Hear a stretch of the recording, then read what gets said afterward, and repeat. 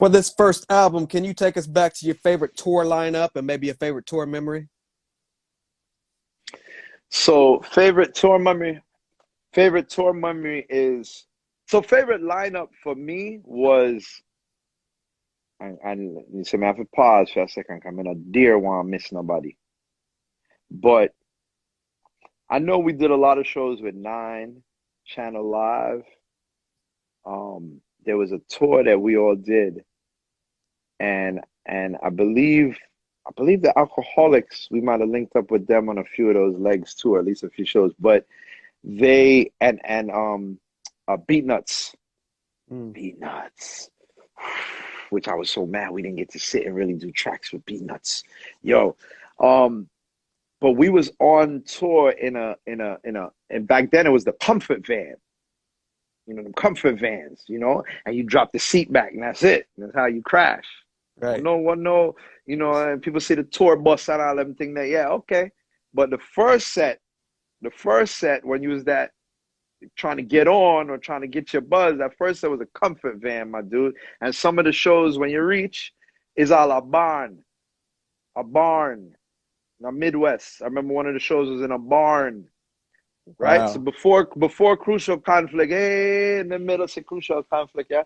Before Crucial Conflict, before that, in a barn, and we were like, I want it blood clot. And sometimes you performing for 500, sometimes you performing for 50. But the 50 is like, this is hip hop, dude. So the 50 is charged. You know what I'm saying? You just got to jump in the crowd, mosh pit style. And jump. That's why Red and Meth, you understand? That's why you see them perform like that. You ever hear the story when they talk about how they had to open up for the For the Hard DMX Knock Life Jay-Z tour? thing? Yeah. Right. Before that, they was headlining at times. But then when that switch of power or exposure happened, they went and opened up. And what they do? They made sure they rip it. Right. All when people don't reach in yet, people still barely coming in to sit down. You know what I'm saying? People still setting out the chairs and they up there performing. And that man that was big at the time. Right. But it builds a mentality. That's why the man there, you can't shake them. When you hear them know pana lyrics, when you hear put them on a song right now. You know what I'm saying? They will Right. eat your food. Right. Because that iron sharpened iron. So they had to go through those things. So that going through that with the Channel Live, the Beat Nuts, the 9FF, that tour right there is probably the most memorable. Even though there's been way bigger shows and all of that, that was the most as far as my best memory. And I'll just give you this caveat. My worst memory is one time we got our signals crossed for a show down south. I want to say North Carolina. And it was Blackstreet was the headliner. And we were going to open. And then accidents happen. You know what I'm saying? The road manager or whatever got the signals crossed. And we was just at the hotel doing nothing while the show was going on, while we should have been on stage. By the time we got there, because we so used to these late night shows, these club dates, this was one of our first opportunities to get on a stadium, arena. And we missed it. And the dude hit us with well, y'all could just perform at the after party, you know what I'm saying? Yo, Brethren, I was so vexed. I cried. The stage was empty. The place was empty. People left. I'm just say, give me a second, yo. And I had to cry it out because, we did have a temper. You know, when you're young, you from the hood, you got a temper. I would have hit somebody or we would have been fighting. You know what I mean? So we just try to go and deal with the anger and the disappointment. But that, just to show you the polarizing, you know what I mean? The fun Right. was being in the van, grimy. And the saddest part was missing the arena. You see what I'm saying? So the irony of that, right? Right. That if I could go back to the van, I would have had mad fun. But the arena broke my heart. You know what I'm saying? Kind Right. of a word called. Right. So, funny, but.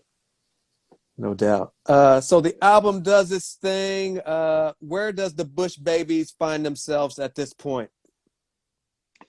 This is, so after Ambush, we pretty much got back to, we wanted to get back to Gravity, man. We wanted to get back to start recording. We had new song ideas. We knew that the first run was real corporate, like get it done, get it done. And so we wanted to get back in there, brethren. Like, so we were able to, we were blessed enough to get back in there pretty quickly. So I don't remember how it happened, but I know we kind of segued. We didn't really do too much overseas. We wanted to segue right back into recording.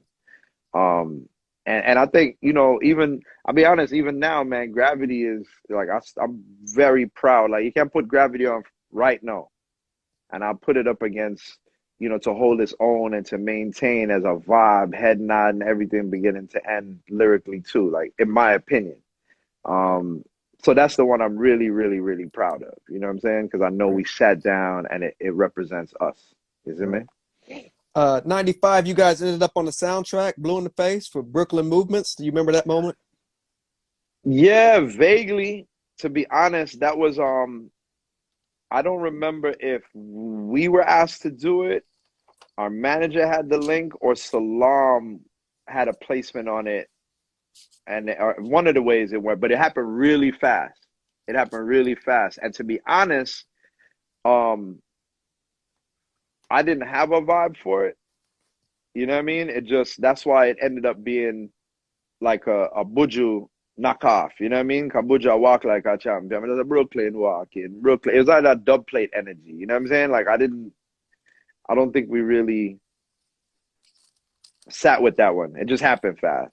You know what I mean? It just happened fast. But it was a soundtrack and it was dope. You know, Malik Yoba, you know, it was independent joint. You know what I'm saying? But I think it probably came through Salam and then they threw us on the joint. You know, so it happened fast. Right. It happened real fast. Yeah, I don't remember too much.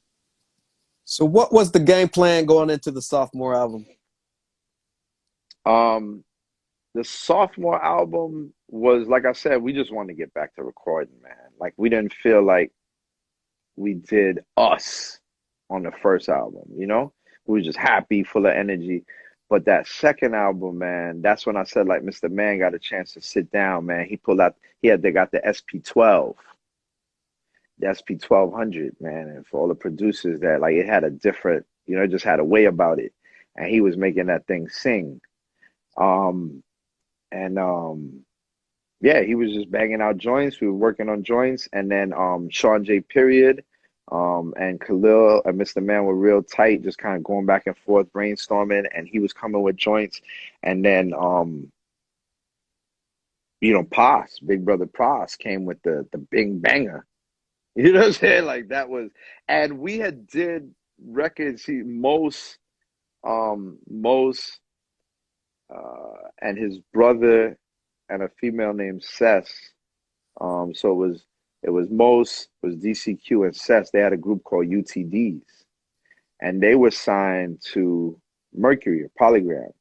So it was kind of like when we were being shopped, and then you know what I mean, and all these groups, and then they were one of those groups that we would rock with too, and you would see us everywhere, and they would be everywhere, and they did a deal with Mercury.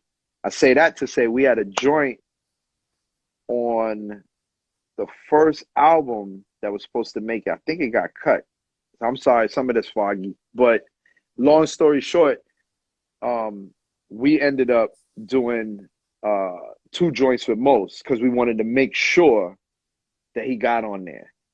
You see what I'm saying? We wanted to make sure. And that was our mentality. It was like, yo, our brethren, you know what I mean? Like we need to make sure everybody is shining, you know? Right. And so, and you know what he did, you know, he bodied it. So it just, you know, man, it was so organic, brethren. It was so organic. Like I remember just being on the train, being in Brooklyn, being just everywhere, quick sessions. We weren't going over budget no more.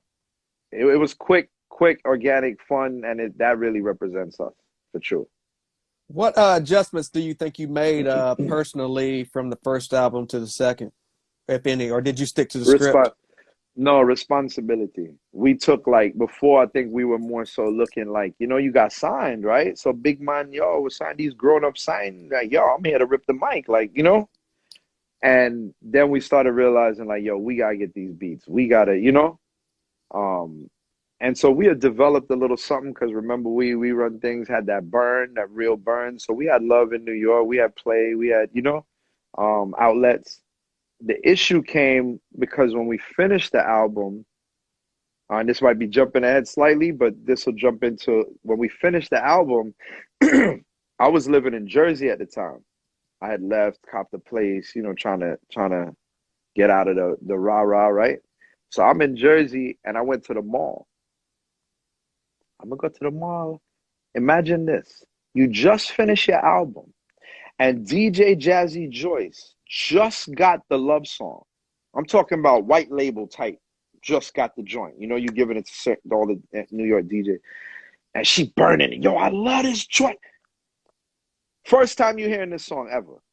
I walk into the record store and Gravity is on the shelves already. Sitting there on the shelves. I didn't know it was out. Wow. Much less fans. Right. So the way how it works is the amount of records you sell in a shorter amount of time will push you up the charts, right? So if I sell 1 million records and I take a year to sell it, versus if you sell it in 3 weeks, you're going to be a top 10 and I could possibly dwindle on the charts the whole year. I could be 30, I could be 70, I could be, you know what I'm saying? Right. But your chart position is dictated by the amount of records you sell. And then your show money is dictated by the amount of record spins. But the record spins are dictated by your chart positioning. You see what I'm saying? So back then, you sold records. How many you sold in a short amount of time pushed you up the charts. Then people looked at the charts and said, okay, who's top 20? We need to be playing those records. Then they played those records.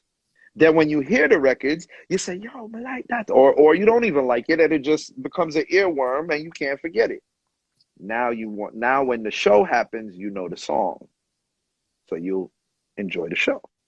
So that was their little trifecta. And if you didn't do that, if you didn't sell those amount of records in a short time and move up that chart, oh no, it was limbo for you.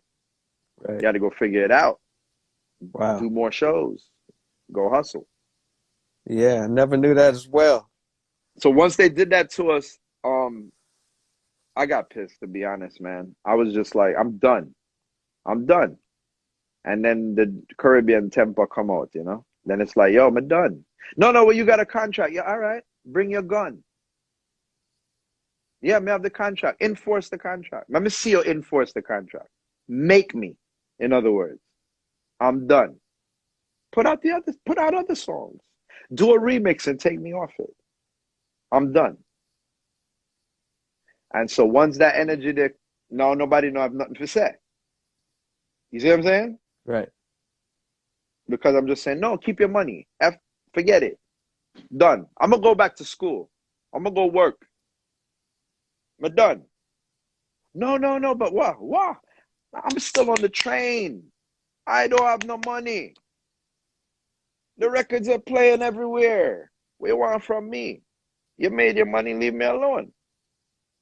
So that was my position, started to become that, you shift to that ignorant, that ignorant, like, F that mentality, right. Because nobody now listen, you don't have no leverage, you don't have no money. So either you're going to continue to be jerked or you step away and try to, evolve and grow and do other things, you know what I mean? And push forward. But it wasn't a matter of, in hindsight, what I'm saying is that was just a young youth being frustrated by the fuckery that y'all doing. And that's why hip hop fans suffer, brethren. Because enough good artists are there. People not asking much. They're asking for you to take them more seriously and have those type of conversations. Say, yo, man, you got bars, but to be honest, we need this kind of record because here's how record, and then if you don't, we're willing. Now, look, if you want to hit the streets and blow up off the streets, we can go that route, but we can't invest as much.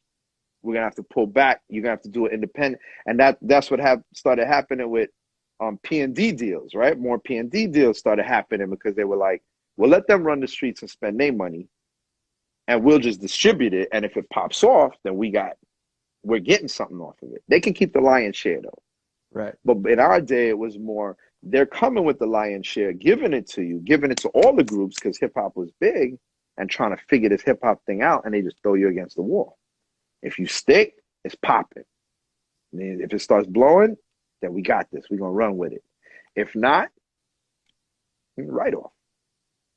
And so to me, them approach, them in that approach, that's fuckery.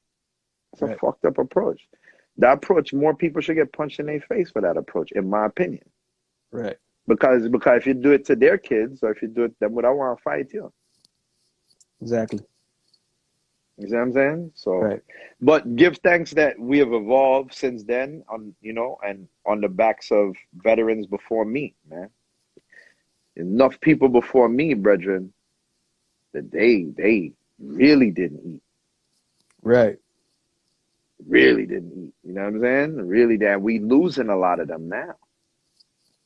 And some of them we don't even hear about. We hear about the ones that you always remember. But some are dropping that you don't even know about. You know what I'm saying?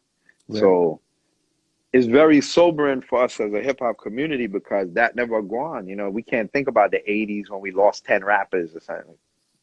They was young. You know what I'm saying? But we have to think about that. Like, yeah, we got the music to enjoy, but